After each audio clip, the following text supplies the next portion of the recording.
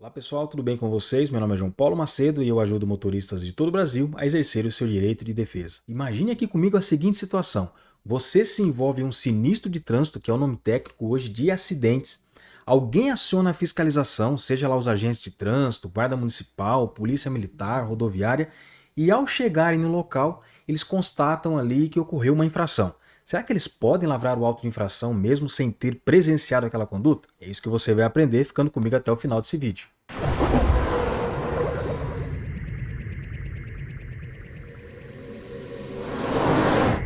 Mas antes, alguns recados importantes. O primeiro, se você está iniciando na área do direito de trânsito, está um pouco perdido, não sabe como funciona o processo administrativo, notificações, medidas administrativas, penalidades, a estrutura de um recurso, você precisa conhecer os meus cursos de trânsito, onde eu te ensino a atuar aí de dentro da sua casa e defender o direito de dirigir de milhares de condutores pelo nosso Brasil. Basta você clicar no primeiro link aqui da descrição e também no primeiro comentário fixado.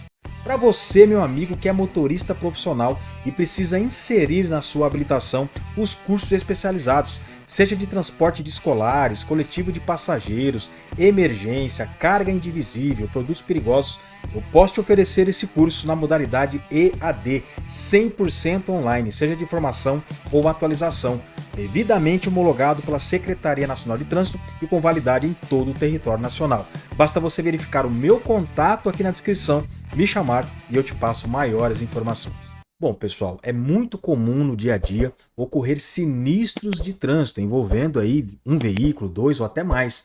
Mas a pergunta que fica é: será que aqueles agentes de trânsito, aqueles policiais militares, guardas municipais, policiais rodoviários que chegaram ao local daquele sinistro após ele ter ocorrido, sem que ele tenha presenciado aquela situação, será que ele pode lavrar algum auto de infração, se assim ele entender que ocorreu? Para responder essa pergunta, nós temos que ir para o nosso Manual Brasileiro de Fiscalização de Trânsito, que até o momento de gravação deste vídeo está vigente por meio da resolução do Conselho Nacional de Trânsito número 985 de 2022. Vamos ver o que a sua parte geral nos traz.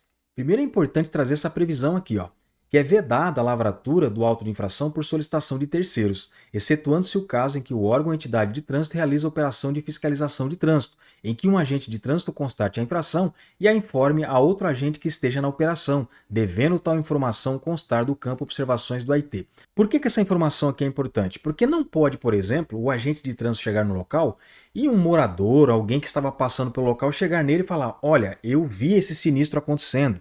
Eu vi tudo. Aquele veículo cinza ali, ele ultrapassou em local proibido. Aquele outro veículo vermelho ali, ele fez uma conversão em local proibido. Então, por isso, o senhor deve lavrar o auto de infração. Não, não pode.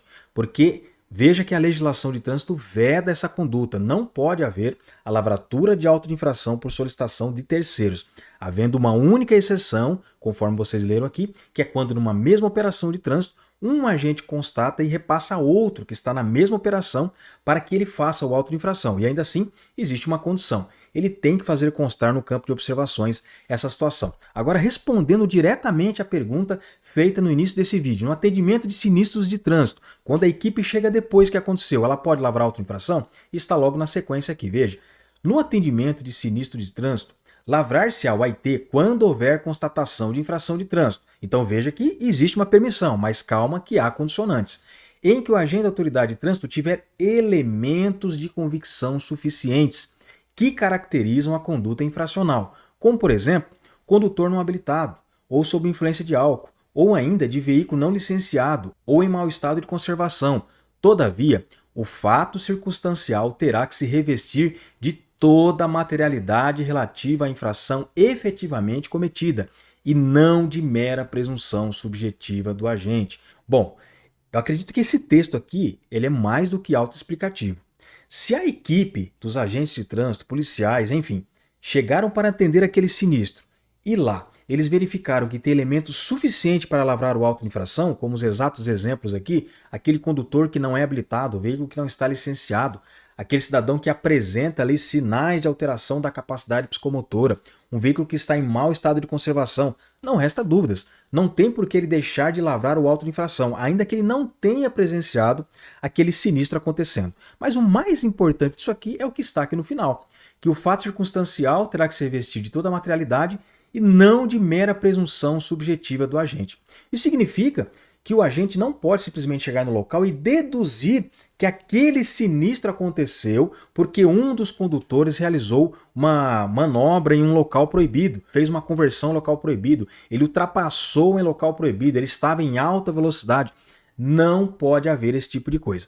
Mas uma pergunta que é muito comum de ser feita é: mas como que os agentes de trânsito, os policiais, eles podem submeter aqueles condutores ao teste do bafômetro, que na verdade o nome técnico é etilômetro, sendo que ele não viu aquele condutor conduzindo o veículo? A resposta para isso, além de constar também no Manual Brasileiro de Fiscalização de Trânsito, na ficha dos artigos 165 ou 165A, que é por dirigir sob influência de álcool ou se recusar ao teste do etilômetro, respectivamente, nós temos também essa previsão na própria letra da lei, no Código de Trânsito Brasileiro, veja só. Pois ele diz aqui no artigo 277 que o condutor de veículo automotor envolvido em sinistro de trânsito ou que for alvo de fiscalização de trânsito poderá ser submetido a teste, exame clínico, perícia ou outro procedimento que, por meios técnicos ou científicos, na forma disciplinada pelo CONTRAN, permita certificar a influência de álcool ou outra substância psicoativa que determine dependência. Então aqui está o embasamento legal para que o agente de trânsito possa submeter aquele condutor envolvido em sinistro ao teste do etilômetro. E para poder contextualizar tudo isso para vocês, eu trouxe aqui um caso prático, uma situação que aconteceu com um de meus clientes. Eu vou explicar resumidamente a situação. Ele estava transitando com a sua motocicleta por uma rodovia aqui do estado de São Paulo, quando ele veio a se envolver em um sinistro de trânsito, pois o veículo que estava transitando à sua frente realizou uma frenagem repentina. Com isso, ele não conseguiu frear a sua moto a tempo e acabou colidindo na traseira desse veículo. E isso foi seguido por vários outros motociclistas que passaram então a realizar as colisões traseiras, o que podemos chamar aí de um engavetamento. Então, como teve vítima, ele inclusive foi uma das vítimas desse sinistro, houve o acionamento da Polícia Rodoviária Estadual.